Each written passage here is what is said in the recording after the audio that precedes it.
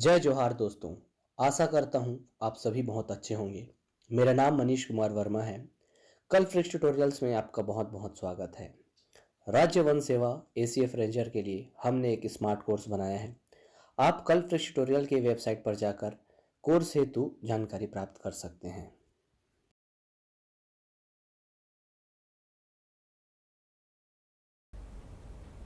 नमस्कार दोस्तों, कल फ्रिक्स ट्यूटोरियल्स के ऑनलाइन प्लेटफॉर्म में आप सभी का स्वागत है। आज हम लोग पंचायती राज के अपने नए टॉपिक पे बात करेंगे। टॉपिक है अपना पंचायतों की संरचना एवं गठन। पिछले वीडियो में हमने ग्राम सभा के बारे में जाना था, तो थोड़ा सा उसमें कुछ छूट गया था, मैं आपको बता नहीं पाया था, उसको कवर करते हैं। देखिए, अनुसूचित क्षेत्र से संबंधित बातें हैं, ठीक है।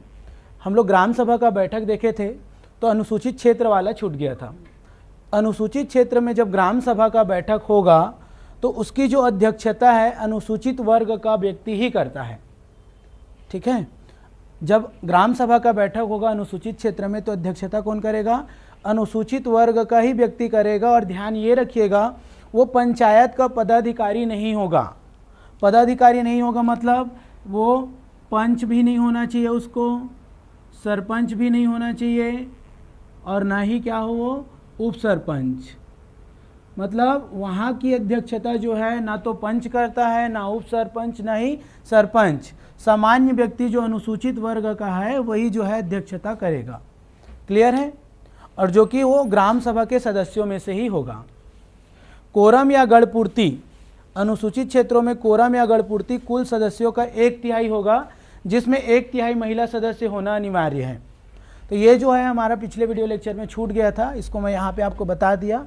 चालू हम लोग यही टॉपिक को स्टार्ट करने वाले हैं, ठीक है। पंचायतों की संरचना एवं गठन। इसका स्क्रीनशॉट लेना हो तो ले सकते हैं आप लोग, फिर हम लोग इसको स्टार्ट करते हैं। ओके, चलिए।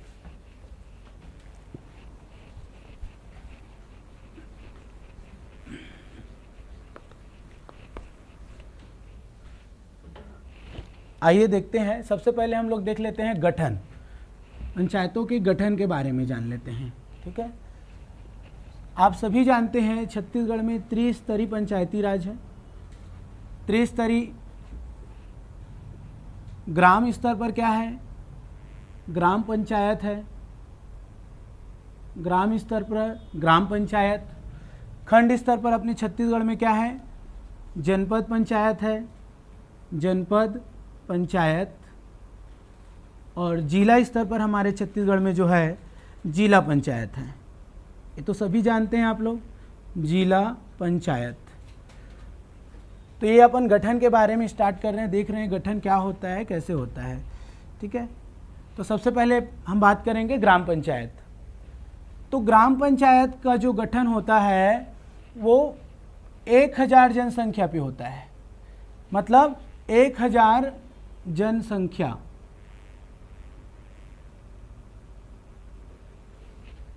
इसको समझते हैं। मतलब प्रति 1000 जनसंख्या पर एक ग्राम पंचायत का गठन किया जाता है। मतलब जिस ग्राम की जनसंख्या 1000 से कम है वहाँ ग्राम पंचायत का गठन नहीं होगा।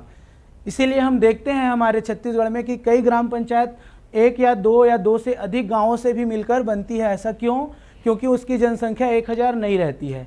उसी को करने के लिए 1000 जनसंख्या पर ग्राम पंचायत का गठन होता है। ये आपको याद रखना है, ठीक है। और याद ये भी रखना है आपको ग्राम पंचायत में कि हर ग्राम जो है ग्राम पंचायत नहीं होता।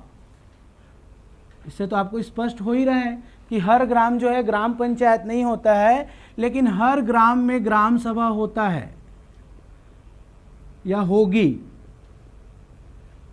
हर ग्राम ग्राम पंचायत नहीं होगा, लेकिन हर ग्राम में कौन सी सभा होगी? ग्राम सभा होगी। हर ग्राम ग्राम पंचायत नहीं होता है, ध्यान रखिएगा। तो ग्राम पंचायत का गठन कैसे होगा? 1000 की जनसंख्या पर, ठीक है। और इसमें अपन देखेंगे वार्ड कितने होते हैं। अगर बात करें हम तो वार्डों या फिर अपन सदस्य बोल सकते हैं। इसको हम संरचना में भी देखेंगे, लेकिन अब सुन लो आप लोग इसको। न्यूनतम 10 होना चाहिए और अधिकतम 20। वार्डों की संख्या न्यूनतम 10 और अधिकतम 20। वार्ड की जो संख्या होगी वो न्यूनतम 10 और अधिकतम 20 होगी। और वार्डों का जो निर्धारण होता है वो जनसंख्या के अनुपात पर होता है। बराबर बराबर जनसंख्या, कोशिश ये की जाती है कि बराबर जनसंख्या के अनुपात में वार्डों का क्या किया जाए, निर्धारण किया जाए। तो ये हुआ ग्राम पंचायत प्रति 1000 जनसंख्या पर। अब थोड़ा देख लेते हैं हम लोग जनपद पंचायत। तो जनपद पंचायत में आप देखेंगे कि देखो 50,000 की जनसंख्या पर, देखो 50,000 की जनसंख्या पर एक जनपद पंचायत होता है, एक जनपद पंचायत, ठीक है। 50,000 की जनसंख्या पर एक जनपद पंचायत होता है।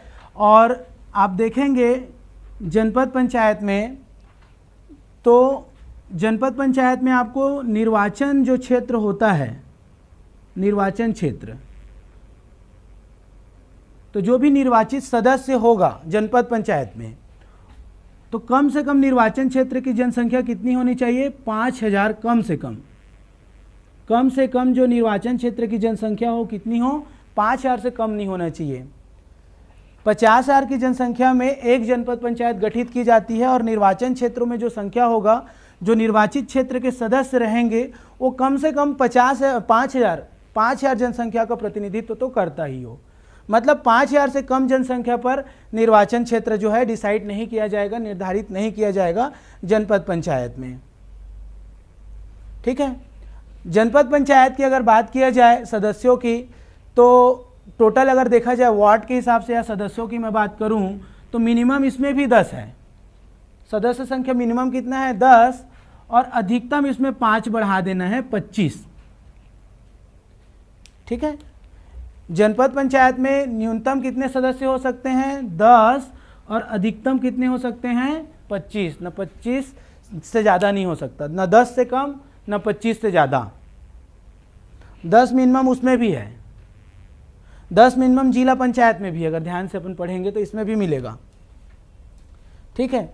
तो 50,000 की जनसंख्या पर एक जनपद पंचायत जो है गठित की जाती है, और निर्वाचित जो सदस्य होते हैं वो कम से कम 5,000 की जनसंख्या का प्रतिनिधित्व करता हो।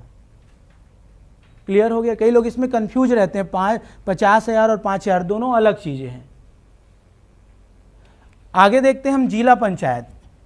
तो देखो जिला पंचायत जो है, जिला पंचायत में जो निर्वाचन क्षेत्र होगा, इसकी जनसंख्या की बात तो ऐसे डायरेक्ट नहीं करेंगे कि कितने जनसंख्या पर एक जनपद होना चाहिए, सॉरी एक जिला पंचायत होना चाहिए, लेकिन इसका जो निर्वाचन क्षेत्र होगा, निर्वाचन क्षेत्र, उसमें कम से कम 50,000 या 50,000 प्लस जनसंख्या होनी चाहिए। 50,000 से अधिक जनसंख्या पर एक जिला पंचायत का निर्वाचन क्षेत्र निर्धारित होता है। क्लियर है?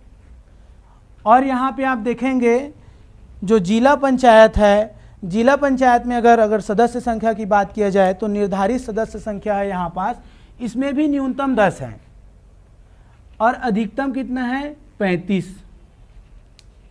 इसमें भी सदस्य कितना है, न्यूनतम 10 ही है, लेकिन अधिकतम कितना है, 35 है। तो देखो तीनों में न्यूनतम 10 और इसमें 20 है, इसमें 25 है और इसमें 35 है। आप इसको आसानी से याद कर सकते हो, जैसे कि इसको कैसे याद करेंगे, तो इसमें 5 का डिफरेंस है और इसमें 10 का डिफरेंस है। आगे बढ़ रहे हैं 5, 10 ऐसे करके डिफरेंस निकाल के, या फिर ऐसे ही याद हो जाता है 10, 20, 10, 25, 10, 35। एक ग्राम पंचायत में जो है वार्ड में 10 से लेके 20 पंच हो सकते हैं, 20 से ज़्यादा एक गांव में ग्राम पंचायत में पंचों की संख्या नहीं हो सकती है। वैसे एक जनपद पंचायत के लिए मिनिमम सदस्य होंगे 10 और अधिकतम होंगे 25, 25 से ज़्यादा नहीं हो सकती। जिला पंचायत में मिनिमम 10 ही है और अधिकतम कितने हो सकते हैं, 35 हो सकता है भाई आपका। तो इस प्रकार से है जो ये पंचायतों का गठन हुआ है, ग्राम स्तर पर ग्राम पंचायत, जनपद स्तर पर जनपद पंचायत और जिला स्तर पर आपका जिला पंचायत का गठन हुआ है। ठीक है, इसमें जो मेन क्वेश्चन बनेगा आपके एग्जाम के लिए वो बनेगा संरचना से। किससे बनेगा, संरचना से। संरचना में कौन शामिल होते हैं, किसमें विधानसभा के सदस्य आते हैं, नगरीय क्षेत्र आते हैं कि नहीं आते हैं, ग्रामीण क्षेत्र आते हैं कि नहीं आते हैं, इस पर हम लोग मेन डिस्कशन करेंगे अभी। ठीक है, और संरचना में ही सदस्य, अध्यक्ष और उपाध्यक्ष इन लोगों को भी देखेंगे। तो ये आपका ये हो गया गठन कि प्रति 1000 जनसंख्या पर ये 50,000 पर एक जनपद, और जिला पंचायत में निर्वाचन क्षेत्र में कम से कम 50,000 से कम नहीं होना चाहिए। ध्यान रखिएगा, जनसंख्या से भी क्वेश्चन आ सकता है, ठीक है। ये और 50,000 की जनसंख्या पर एक जनपद पंचायत का जो है गठन किया जाता है भाई, ठीक है। चलिए, ये तो हो गया गठन। अब बात करेंगे हम लोग संरचना पर।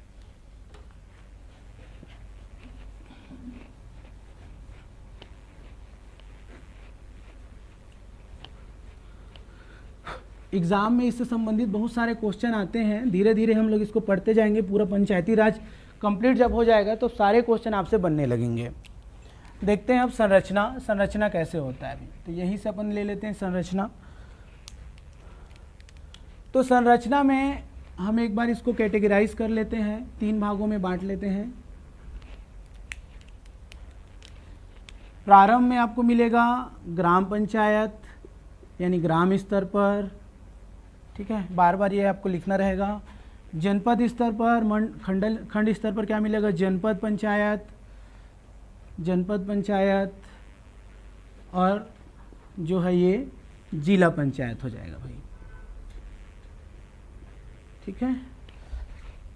संरचना में जो हमको मेन देखना है संरचना में, कि संरचना में जो सदस्य हैं, अध्यक्ष उपाध्यक्ष, उसके अलावा और कौन कौन शामिल हो सकते हैं या होते हैं, उनका क्राइटेरिया क्या है, ये आपको बहुत अच्छे से समझना है, ठीक है। तो बात करते हैं हम ग्राम, जनपद और जिला पंचायत में संरचना में। देखो, ग्राम पंचायत में एक सरपंच होगा, सब जानते हैं, एक सरपंच होगा, एक आपका उप सरपंच होगा, है ना, और एक है पंच होंगे, यानी बहुत सारे पंचों से मिलकर बनेगा, जिसका भी हम लोग देखें 10 से 20 वार्ड, तो पंचों से, ठीक है। ये आपका पदाधिकारी हो गए इनके। वैसे इसमें एक अध्यक्ष होगा जनपद में, जनपद पंचायत का अध्यक्ष होगा। फिर आपका इसमें एक उपाध्यक्ष होगा, और इसमें एक आपका होगा सदस्य, यानी बहुत सारे सदस्यों से मिलकर जो है जनपद पंचायत की संरचना है। सेम रहेगा, इसमें फोटोकॉपी कर दो, अध्यक्ष, उपाध्यक्ष, और बहुत सारे इसमें भी सदस्य, तो सदस्यों से इसकी संरचना होगी। क्लियर है सबको, समझ आ रही है। ग्राम में तो सब जानते हैं, सरपंच होगा, उप सरपंच होगा और पंच लोग होंगे। इसमें अध्यक्ष, उपाध्यक्ष और सदस्य होंगे। इसमें भी अध्यक्ष, उपाध्यक्ष और सदस्य होंगे।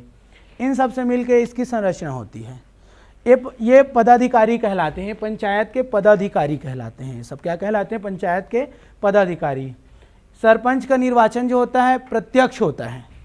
सरपंच का निर्वाचन कैसा होता है, प्रत्यक्ष। उप सरपंच कैसा होता है, आप लोग बताइए, अप्रत्यक्ष। कैसे होगा, अप्रत्यक्ष। पंच प्रत्यक्ष। बेसिक फंडा है, आप इसको जान सकते हो, पढ़े भी होगे, लेकिन फिर भी आगे हम पूरे पंचायती राज को एकदम गहराई से पढ़ेंगे, तो शुरू को समझना बहुत ही जरूरी है। अध्यक्ष, प्रत्यक्ष की अप्रत्यक्ष, अप्रत्यक्ष। सदस्य ही तो अपने में से अध्यक्ष को चुनेंगे। ये भी कैसा, उपाध्यक्ष, तो ये भी अप्रत्यक्ष। और जो सदस्य होते वो हम चुनते हैं, आप चुनते हो, यानी ये क्या है, प्रत्यक्ष है, ठीक है। सेम इसमें भी रहेगा, अध्यक्ष कैसा, तो अप्रत्यक्ष चुना जाएगा। उपाध्यक्ष कैसे चुना जाएगा, अप्रत्यक्ष चुना जाएगा। और सदस्य जो है यहाँ पास वो प्रत्यक्ष रूप से चुना जाएगा, ठीक है। तो ये तो हो गए पदाधिकारी, कौन कैसे चुनकर आएगा, ठीक है। ग्राम पंचायत, जनपद पंचायत और जिला पंचायत। अब इसके बाद जो है हम लोग मेन इसमें क्या देखेंगे कि इन पदाधिकारियों के अलावा और कौन कौन इसमें आते हैं जो कि बैठक में भाग लेते हैं। मैं क्या बोल रहा हूँ, बैठक में भाग लेते हैं, ना कि मत देते हैं। मत केवल उन्हीं लोग दे सकते हैं जो प्रत्यक्ष रूप से चुनकर आएंगे, मत केवल उन्हीं लोग दे सकते हैं जो केवल मतलब जो प्रत्यक्ष रूप से चुनकर आएंगे। मेरी बात ध्यान से समझिएगा, क्वेश्चन इससे बनेगा। तो ये हो गया आपका संरचना में पहला कड़ी। और संरचना में कौन कौन शामिल होते हैं ये अब देखते हैं। तो ग्राम पंचायत में तो इतना ही रहेगा। और ग्राम पंचायत हमको क्लियर भी हो गया कि ग्राम पंचायत में 10 से 20 वार्ड होंगे। मिनिमम 10 होगा और अधिकतम कितना होगा, मैक्सिमम तो 20 होगा। और वार्डों का जो बंटवारा होगा वो जनसंख्या के अनुपात पर एकदम बराबर जनसंख्या में बांटा जाएगा। क्लियर है। उसके बाद देखो यहाँ पास जनपद पंचायत। तो जनपद पंचायत में भी हम देखें कि मिनिमम 10 होगा और मैक्सिमम कितना होगा भाई, तो मैक्सिमम 25 होगा, जिसमें ये पदाधिकारी है। और इसके अलावा कौन कौन आते हैं ये देखेंगे। जनपद और जिला पंचायत आपको बहुत बढ़िया ध्यान से पढ़ना है। इसमें क्या है, एक्स्ट्रा और भी जो है लोग सदस्य के रूप में आते हैं जो कि यहाँ पे बैठक में भाग लेते हैं। बैठक में भाग लेते हैं, ना कि मत देते हैं, केवल भाग लेते हैं। ठीक है। तो आइए इसी पे हम बात करेंगे, जनपद पंचायत में और कौन संरचना में शामिल होगा और जिला पंचायत में। ओके, इसको नोट डाउन करना हो या स्क्रीनशॉट कर लेना हो तो ले लीजिए आप लोग।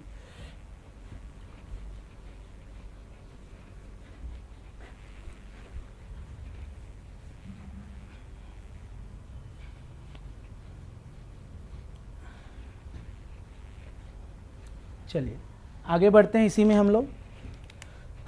सबसे पहले देख लेते हैं जनपद पंचायत।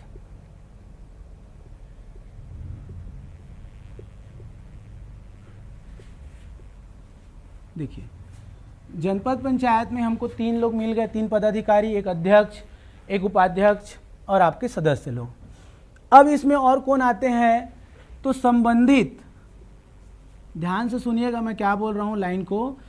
संबंधित जो जनपद क्षेत्र है उस क्षेत्र से संबंधित निर्वाचित, शब्दों को ध्यान से सुनिएगा, निर्वाचित विधानसभा सदस्य, विधानसभा सदस्य। क्लियर है बातें। संबंधित निर्वाचित, संबंधित क्षेत्र हो जाएगा यहाँ, संबंधित क्षेत्र से निर्वाचित विधानसभा सदस्य जिनका निर्वाचन क्षेत्र, मैं पूरा लिख रहा हूँ इसको क्योंकि ये समझने की चीज़ है, जिनका निर्वाचन क्षेत्र संबंधित क्षेत्र से निर्वाचित, यानी जनपद, संबंधित जनपद क्षेत्र से निर्वाचित विधानसभा जितने भी विधायक होंगे उस जनपद में जो आते हैं, विधानसभा सदस्य जिनका निर्वाचन क्षेत्र उसमें कैसे पड़ता हो, चाहे अंशतः पड़ता हो या पूर्णतः। कहने का मतलब समझिएगा मेरी बात को, मैं क्या बोला हूँ, अंशतः या पूर्णतः। मान लो कोई जनपद क्षेत्र है, एक्स मान लो एक जनपद क्षेत्र है, मान लिया हम लोग एक्स क्या है, एक जनपद क्षेत्र है, और इसमें एक विधायक जो है चुनकर आया या 2-3 विधायक चुनकर आए, और उसका क्षेत्र मान, किसी का जो क्षेत्र है एक्स में ए नाम का एक विधायक है, बी नाम का विधायक है, 2 विधायक है एक्स जनपद क्षेत्र में। ठीक है। तो ये जो ए वाला है इसका क्षेत्र में 2 ग्राम पड़ता है, केवल 2 ग्राम उस जनपद में, और बी वाले का पड़ता है पूरा का पूरा, मान लो पूरा क्षेत्र पड़ता है पूर्णतः। तो ये हो गया अंशतः, ये क्या हो गया अंशतः, और ये क्या हो गया भाई पूर्णतः। मैं सभी वर्गों को ध्यान में, जो नए हैं मतलब जो फ्रेशर्स हैं उनको भी समझ आए करके, और जो पढ़ चुके हैं उनको भी समझ आए करके डील में बता रहा हूँ। ठीक है। तो चाहे अंशतः पड़े चाहे पूर्णतः पड़े, उसका क्षेत्र निर्वाचन जो विधायक है संबंधित विधानसभा से या फिर उस पंचायत क्षेत्र से, जनपद का, देखो जनपद बड़ी इकाई है ग्राम पंचायत से, बहुत सारे ग्राम पंचायतों से मिलकर एक जनपद पंचायत बनता है। तो कोई विधानसभा का सदस्य जिनका निर्वाचन क्षेत्र अंशतः पड़ता हो चाहे पूर्णतः पड़ता हो, उसका सदस्य जो है होगा, सदस्य जो है होगा, मैं क्या बोला हूँ, सदस्य होगा। तो इस जनपद पंचायत का वो क्या हो जाएगा, सदस्य होगा। यहीं पे जस्ट अपोजिट क्या हो जाएगा, इसके विपरीत, अगर किसी सदस्य का ये जो विधानसभा का सदस्य जिनका निर्वाचन क्षेत्र पूर्णतः नगरीय है तो सदस्य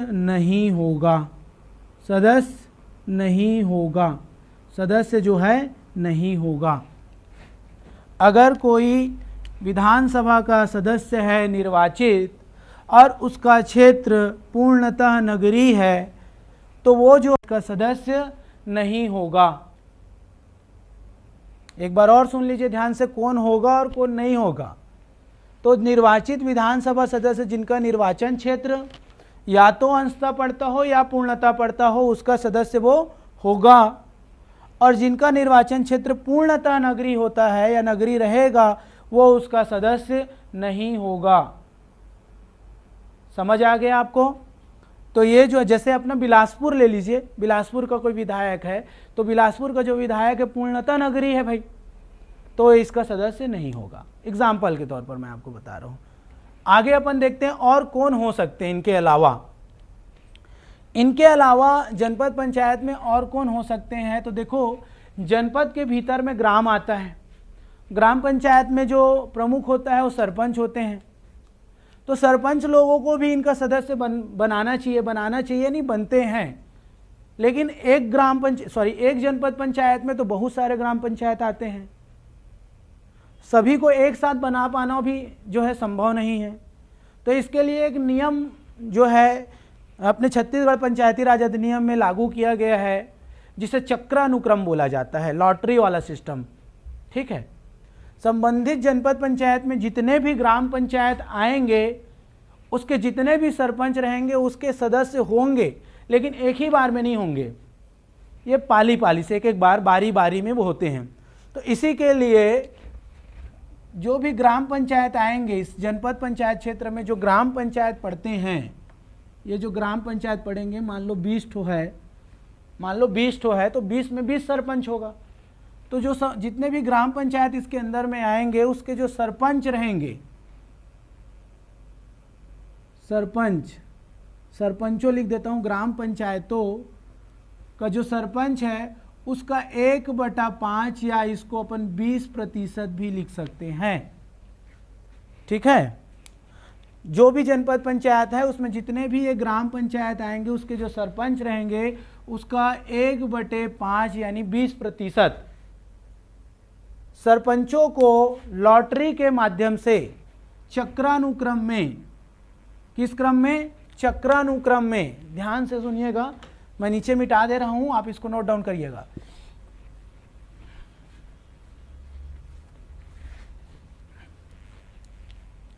ठीक है, 1/5 यानी 20%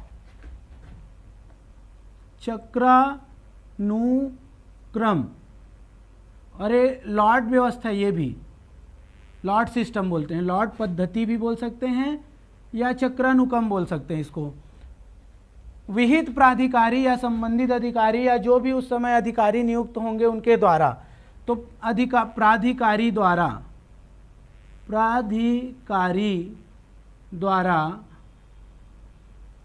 प्रतिवर्ष या हर एक वर्ष के लिए सदस्य, हर एक वर्ष के लिए सदस्य होंगे। सिंपल लिख दे रहा हूं, हर एक वर्ष के लिए सदस्य होंगे। मेरी बात समझने की कोशिश करिए। जनपद पंचायत में और कौन सदस्य होते हैं? तो जितने भी ग्राम पंचायत आएंगे उनके सदस्य यानी सरपंच। कौन सदस्य? तो मेन सरपंच। तो उसमें भी सभी सरपंच को एक बार नहीं, हर साल 1/5 20%। तो एक बार में एक साल के लिए 20% मिल गया। फिर इन 20% जो मिला है एक वर्ष के लिए, तो इन लोग को दोबारा नियुक्ति नहीं मिलेगी, दोबारा नियुक्ति नहीं मिलेगी। ध्यान से समझिए, मतलब जो एक बार इस जनपद पंचायत का सदस्य बन जाएगा उसे दोबारा नियुक्ति नहीं मिलेगी। तभी तो सबको मौका मिलेगा भाई, है कि नहीं?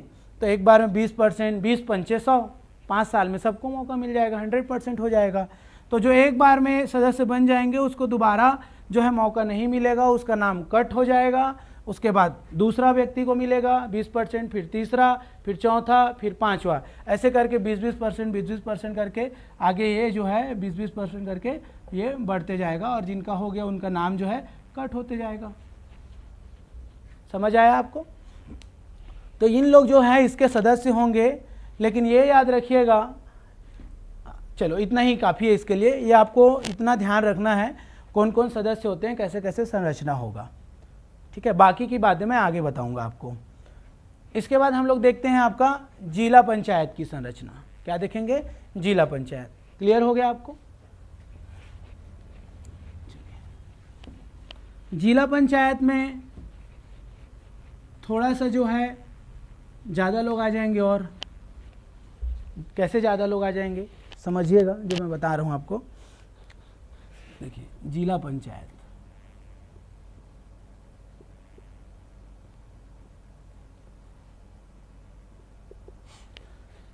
जिला पंचायत में जो पंचायत के पदाधिकारी है वो तो रहेंगे ही, जैसे अध्यक्ष, उपाध्यक्ष और सदस्य। इसके अलावा और कौन कौन आते हैं ये समझिए, मैं लिख दूंगा भी आपको। तो यहाँ पे इसके अलावा कौन कौन आते हैं तो वो बात करते हैं। संबंधित जो भी जिला पंचायत है का लोकसभा कैसा जो है सदस्य वो भी है निर्वाचित लोकसभा सदस्य। यहाँ पे लोकसभा बोल रहा हूँ है ना, उसमें हम क्या देखे थे? विधानसभा। संबंधित लोकसभा निर्वाचित जो निर्वाचित लोकसभा सदस्य है जो है इसका सदस्य होगा, इसका सदस्य होगा। कब होगा? अगर इसका भी क्षेत्र या तो अंशतः पड़ता हो, अंशतः या कैसे पड़ता हो भाई? पूर्णतः, तो होगा। सेम कंडीशन रहेगा, सेम कंडीशन। अगर यहीं पे इसका पूर्णतः नगरी होगा, पूर्णतः कैसे पड़ता होगा इसका क्षेत्र? पूर्णतः नगरी, तो सदस्य नहीं होगा। यहाँ पे सदस्य होगा। कब नहीं होगा? कब नहीं होगा सदस्य? कब नहीं होगा? तो पूर्णतः अगर उसका क्षेत्र जो है पूर्णतः नगरी होगा तो इसका जो है इसका क्या रहेगा? ये सदस्य नहीं रहेगा। ध्यान से इसको समझिएगा, इसका ये सदस्य नहीं होगा अगर वो पूर्णतः नगरी क्षेत्र से संबंधित होगा तो। और देखो एक और इसमें अपन समझ सकते हैं, यहीं पास लिख दे रहा हूँ, राज्यसभा के सदस्य, राज्यसभा सदस्य सभी, एक की बात मैं नहीं कर रहा हूँ, इनकी बात कर रहा हूँ जितने भी राज्य, क्योंकि देखो राज्यसभा के जो सदस्य होते हैं वो पर्टिकुलर किसी एरिया को रिप्रेजेंट नहीं करते हैं, वो पूरे राज्य को रिप्रेजेंट करते हैं। तो जो भी राज्यसभा का सदस्य है जिस क्षेत्र में होंगे उस क्षेत्र के उस ग्राम पंचायत में, ठीक है, राज्यसभा के जो सदस्य होंगे जिस भी क्षेत्र के होंगे, मान लो जिला है तो जिला में ग्राम है, ग्राम पंचायत है, क्या है आपका? ग्राम पंचायत है, तो वहाँ पे मतदाता सूची में नाम होना चाहिए। वहाँ के मतदाता सूची में अगर उसका नाम है तो उस क्षेत्र में उस पंचायत को क्या होगा?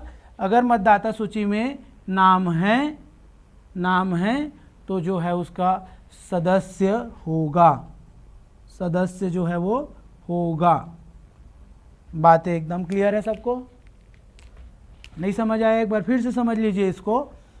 राज्यसभा के सदस्य और लोकसभा के सदस्य किस में शामिल हो रहे हैं? पहली बात तो जिला पंचायत। कब होंगे?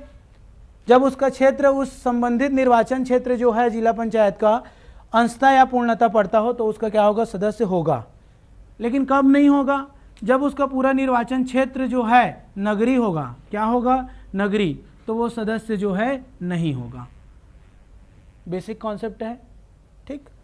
फिर इसके बाद राज्यसभा के वो सभी सदस्य जो जिस क्षेत्र पे हैं उस क्षेत्र में अगर उसका ग्राम पंचायत में उसका मतदाता सूची में नाम है तो उसका सदस्य होगा। क्लियर है? और विधानसभा वाला भी कॉन्सेप्ट आएगा इसमें भी, विधायक भी होंगे, अगर वही वाला कॉन्सेप्ट याद रखना, विधायक भी इसके सदस्य होंगे। अगर अंशतः या पूर्णतः होगा तो निर्वाचन क्षेत्र है उसका जो होगा अंशतः या पूर्णतः इसमें पड़ता होगा तो होगा, अगर पूर्णतः नगरी पड़ता होगा तो नहीं होगा, इसमें भी आ जाएंगे। और एक महत्वपूर्ण जो आपको समझना है, इसमें आपको ऊपर में लिख दे रहा हूं मैं इसको यहां पास, जो इसमें नया है, जैसे उसमें सरपंच मिले हमको 1/5 या 20% में, क्लियर। इसमें जितने भी जनपद पंचायत पड़ेंगे इस जिला पंचायत के भीतर, मान लो 10 पड़ रहे हैं, मान लो एक जिला पंचायत में 10 जनपद पंचायत है, तो 10 जनपद पंचायत में कितने अध्यक्ष होंगे? 10 होंगे। तो वो जो 10 होंगे जनपद पंचायत के जो अध्यक्ष हैं 10, वो 10 के 10 इसके सदस्य होंगे। जनपद पंचायत संबंधित जिला पंचायत के भीतर जनपद पंचायत के अध्यक्ष सदस्य होंगी। मान लीजिए मैं बोला कि एक जिला पंचायत है उसके भीतर 10 जनपद पंचायत है, तो 10 जनपद पंचायत है तो 10 जनपद पंचायत अध्यक्ष होंगे। तो वो 10 के 10 जनपद पंचायत के जो अध्यक्ष हैं वो सभी के सभी जिला पंचायत के क्या होंगे? भी सदस्य होंगे। इस प्रकार से ये संरचना होता है। समझ आ गया मेरी बातें? जिला पंचायत सबसे बड़ी इकाई है पंचायती राज व्यवस्था में हमारी। इसके अंडर में आप यहाँ पे ऐसे समझ लीजिए इसको,